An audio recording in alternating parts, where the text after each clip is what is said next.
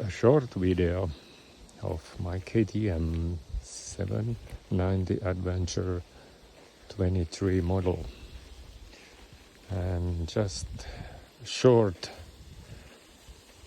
dislikes, and there are at least one. That is the engine heat for your legs.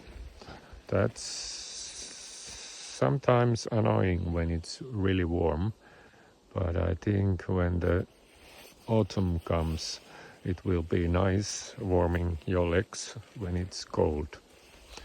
And the other one is minor. It's the display. The display it's actually quite nice and very easy to use and everything, but it has only dark mode. I would like